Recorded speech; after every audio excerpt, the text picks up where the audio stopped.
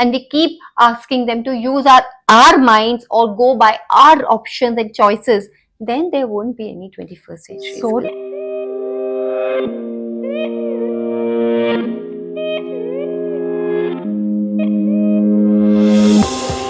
Hello there.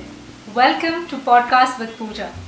Each week you get to meet educational leaders where we discuss more about the opportunities and challenges facing the education industry in the 21st century. This week we have a seasoned educator having more than a decade-long experience in the field of education who has worked with reputed group of institutions in India. She is a 3-time world record holder as an edu leader, speaker, mentor and change maker. She is also a spoken English trainer certified by British Council and a great author and writer whose article has been published in various international magazines. Welcoming Dr. Rabiaah Bhatia, who has made significant achievements in the field of education and has been recognized for her achievements through numerous records, one of which includes Dr. APJ Abdul Kalam International Education Awards. Dr. Rabiaah, it's such a pleasure to have you on my podcast today. Thank you so much, Pooja. I am truly honored to be here in your podcast interview. Thank you so much once again for inviting me here. Thank you so much. I'm sure, not only me, but my listeners are equally excited to have your thoughts, who has been in the industry for such a long time and working in so many initiatives. So great pleasure having you here. My honor. My privilege. Thank you. I'm obliged actually. Thank you so much. So yes, without further ado, let's get started. Rabiaah, today we are in a paradigm shifting age. And to succeed in the 21st century workforce, students need 21st century skills. Skills such as communication, critical thinking, problem solving, collaboration, and many more. And when students learn these 21st century skills, they also learn how to be innovative. So what do you think, how should schools actually help students develop these 21st century skills and help them to be innovative?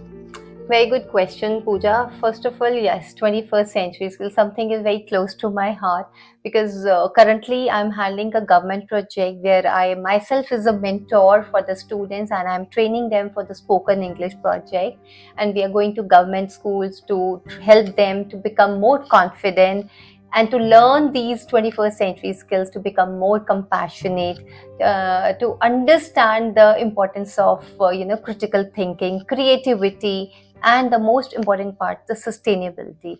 Because without understanding 21st century skills, we cannot meet the objective of Sustainable Development Goal 2030.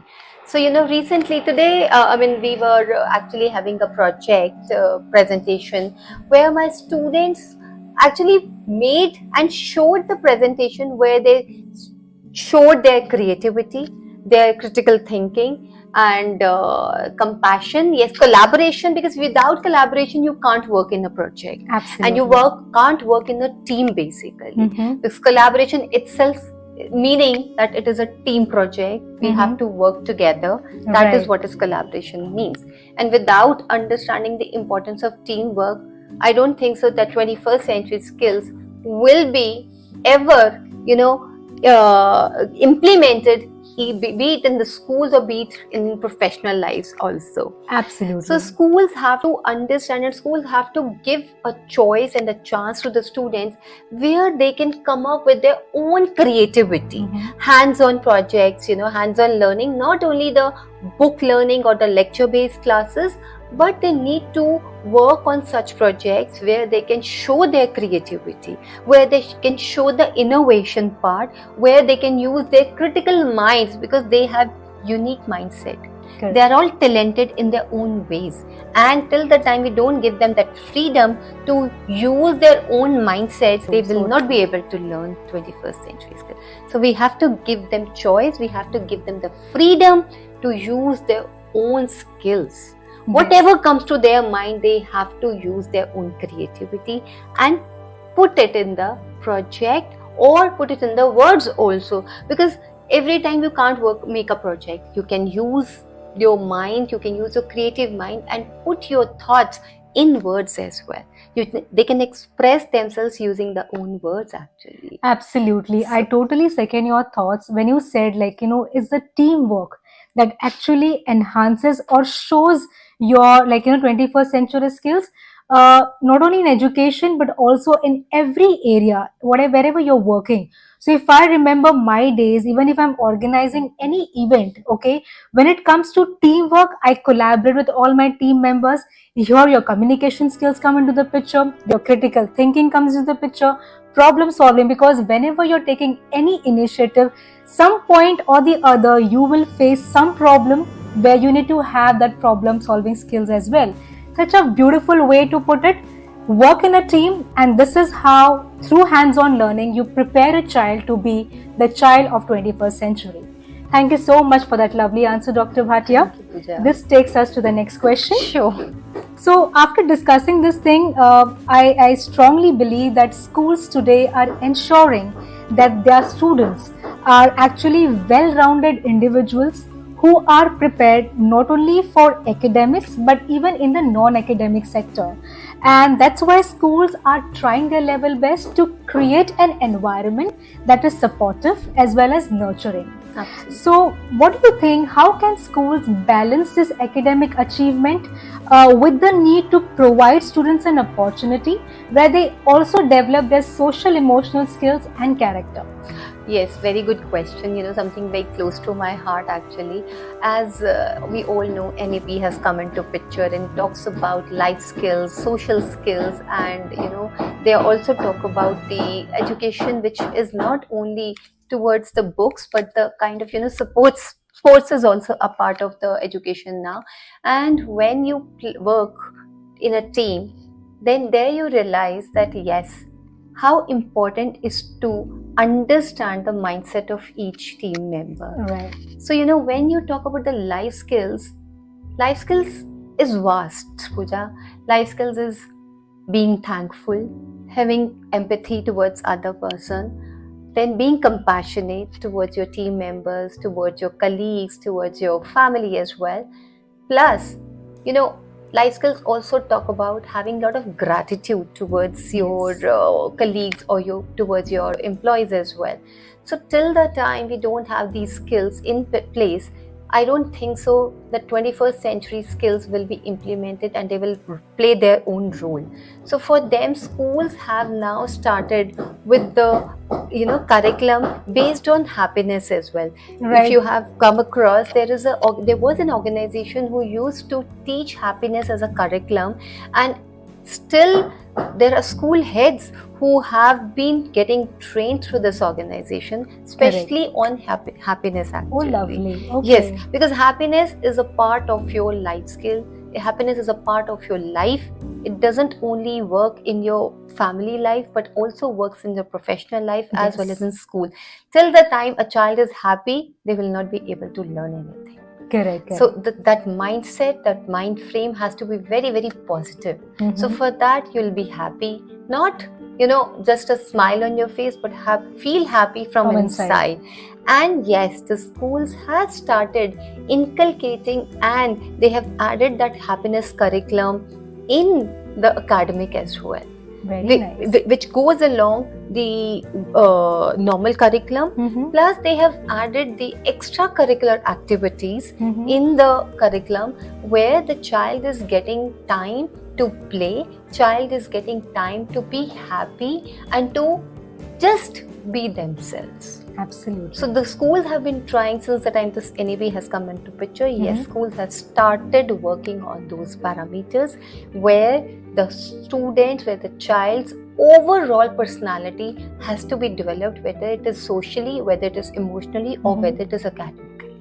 Right. So the entire personality is being getting changed now. Mm-hmm. The psychology, there are many psychological counselors now these days in the schools where they counsel the child also. Not only they are taking care of the HR part, where they counsel the employees if they are not happy working, or they want to leave this organization, but they're also speaking to the child to understand their mindsets as well. Absolutely. So in fact, my elder daughter is a psychologist counselor, and she also in progressing with the psycho-oncology courses, where she is working with the children only, and understanding the child psychology, that why they cry when they cry, why they laugh when they laugh. So everything has a reason towards it.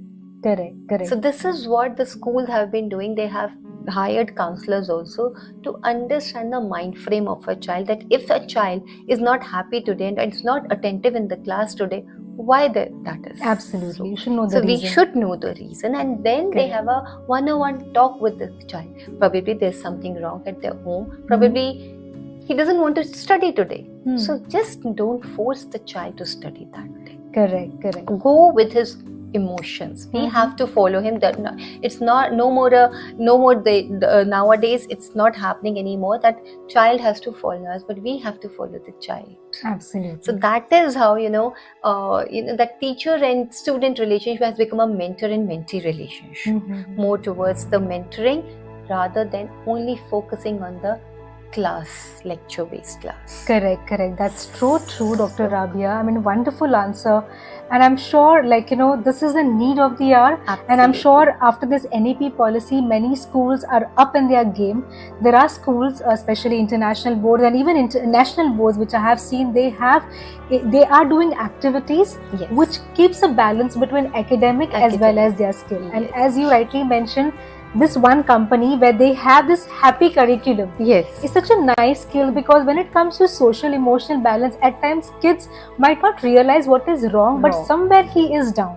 Okay, it can be XYZ reason. Exactly. But when you have this kind of thing integrated into your curriculum, it's a part of your curriculum, you can't skip it. Absolutely. So this is how schools can actually balance their academic and how they can actually help children develop and balance their social emotional skills. In fact, I would like to add on here that now there are schools, lot of schools, not only national or international, but multiple schools have started keeping the meditation period in between. Correct. Either they start the day with the meditation or some prayers basically, or there is a meditation period in between. They take a break, and the children, all the entire school children, in breaks basically, like middle school, primary school and secondary school, they go to the library or a laboratory or an auditorium and they meditate actually. Absolutely. Just to release the negative vibes and inhale the positive vibes. So that is very important, especially post-pandemic, because pandemic has taken a lot from us. But yes, pandemic was a blessing in disguise for few as well. And that is how we got connected, and I'm happy that we are connected through because of the pandemic situation. Yes. And because of that pandemic, I think NEP has come up with this policy also, and UGC has also changed a lot of policies when it comes to the the university students also. So I think if there is always a pros and cons for everything. Absolutely. So similarly, pandemic has its own pros and has its own cons as well. Absolutely. So we should look forward towards the positive side, not the negative side. Sure. Thank you so much. A culture of innovation in school encourages students to take risks and try new things. Absolutely. And they are also more likely to be entrepreneurial in nature and think outside the box. Yes. So can you share a couple of examples that you would have seen in schools or education that you have partnered with? Okay, how can schools create a culture of innovation among their students, as well as giving them the freedom to experiment with new things and do something which actually takes them from their comfort zone? Of course, yes. This question, how can I not answer this question? I'm a part of this kind of, I would rather say this kind of where this is happening, not in the schools basically, but yes, now this Niti Aayog and Atal Innovation Mission, they have come up with something called Mentor of Change, where, they hire the experts from the outside industry, and they make them as mentor to mentor certain students of few schools, where plus there are Atal Tinkering Labs and now these days there is another program which is going on, which is called Tinkerpreneur program, where students are coming up with their own innovations, their own risk factors, to become the entrepreneurs actually. Correct. And they're coming with so many projects where I myself have seen actually, because we keep going to such events, school events, where they invite us as a speaker to conduct some sessions also, and the students come up with beautiful projects. It's really out of the box projects. Their creativity, I was impressed to see their creativity. They have taken all sort of risks, and which we couldn't even imagine at their age. They are doing those things actually. Right. So thanks to, I don't think so that only schools have taken this initiative, but equally the government has taken this initiative to help the students to come out of their comfort zone and do and experiment certain new things. Whether they go wrong or right, irrespective of that, we are not judging them, but we are just mentoring them with more skills so that they can become better entrepreneurs. So this is just one example I have given you. There are multiple examples. I just got a call today from one of the another organization. They had started with something called skill task, basically, where they are collaborating with the mentors, and now these mentors will actually help the students with finance literacy, with self-development, with the marketing, with PR, how to handle all these skills basically. Correct. So many organizations have come up so that we can make this youth a better leader for tomorrow basically. Absolutely. And that is how they'll be able to understand that, see, whether you're becoming an entrepreneur or whether you are working with an employer, any organization, there is a risk factor involved in everything. Correct. Life itself is a risk, right? We sleep at night. We don't know whether we get up in the morning or not, but still we sleep with a hope. So that hope is always there, and hope should be inculcated in the child from the childhood itself. That whether they are taking any risk, it's okay to fail once, twice, thrice. How does it even matter?